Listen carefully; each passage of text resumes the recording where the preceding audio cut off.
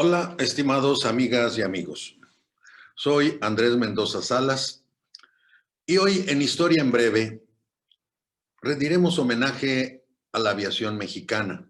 Hoy, 23 de octubre, porque precisamente hoy es el Día de la Aviación Mexicana, pero con ellos rendiremos también un homenaje al Escuadrón 201, que marcó la historia de la participación mexicana en un evento bélico catastrófico, tremendo, pero que se comportaron con un heroísmo extraordinario.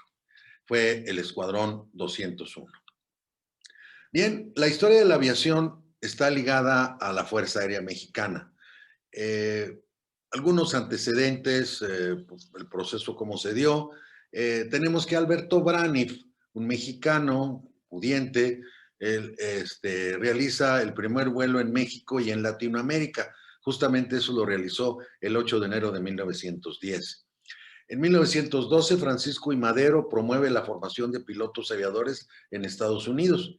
Estos pilotos aviadores, finalmente ya graduados, participan con Venustiano Carranza en la creación de la Fuerza Aérea Mexicana, justamente el 5 de febrero de 1915. Más tarde, en el ámbito de la Segunda Guerra Mundial, el 28 de mayo de 1942, el presidente Ávila Camacho declara la guerra a las potencias del eje. En 1944 envía aviones de combate de la Fuerza Aérea Expedicionaria, el Escuadrón 201 a la Segunda Guerra Mundial. Previamente había instituido el Día Nacional de la Aviación con esos motivos y en ese ámbito. Pero bueno,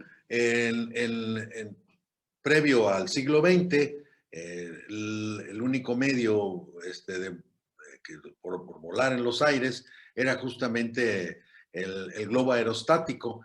Y en Jalapa, Veracruz, el primero que vuela un globo de esta naturaleza es José María Alfaro, mexicano, y lo hace en Jalapa, Veracruz, en 1784. Aquí tenemos a José María Alfaro en su globo aerostático que era de cubierta impermeable y estaba inflado con aire caliente. Un extraordinario pionero.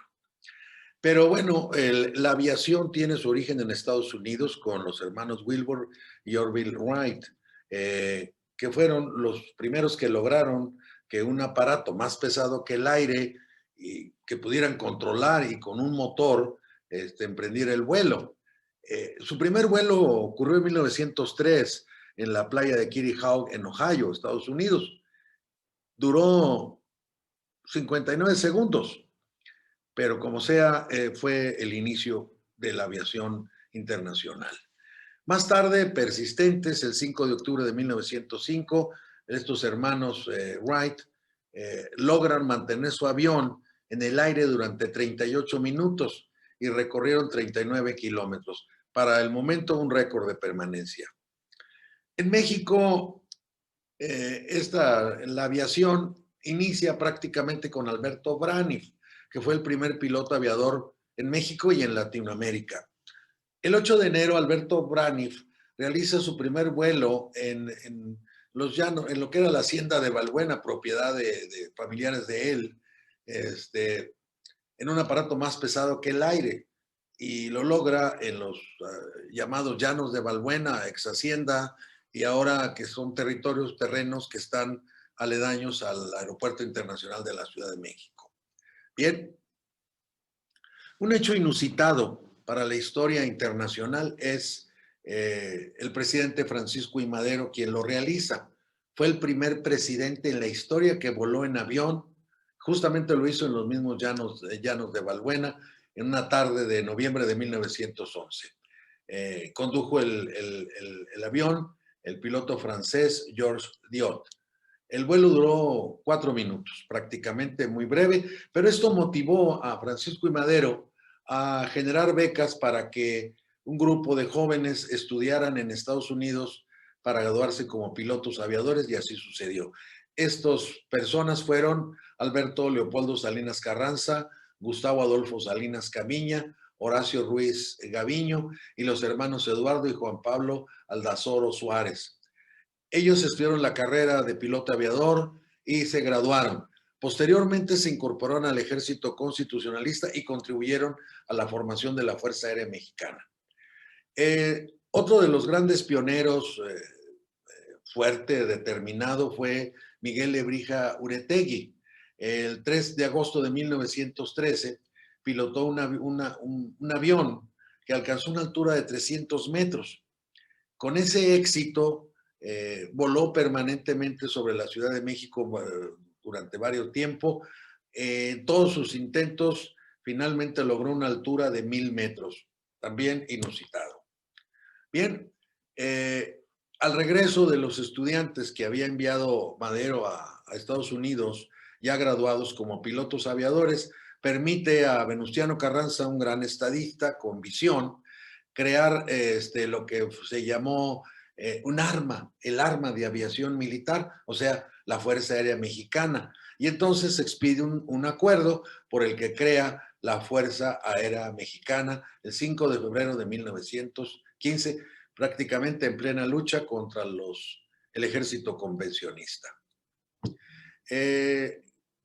Pasan los años, después de la Primera Guerra Mundial de 1914-1918, sobreviene la Segunda Guerra Mundial entre 1939 y 1940 y perdura hasta 1945, con escenarios diversos. Uno de los escenarios fue Europa, pero otro muy fuerte y bastante combatido fue justamente el del Mar Pacífico. Bien, por esos años, naves alemanas bombardean unos barcos mexicanos y esto posibilita que México le declare la guerra a la potencia del eje, a Alemania, y con ella a Italia y a Japón. Bien, el decreto del presidente Miguel Ávila Camacho es del 28 de mayo de 1942, en el que se declara la guerra a las potencias del eje. Bien, para ello se conformó un escuadrón, el Escuadrón 201, llamado Águilas Aztecas. Este escuadrón,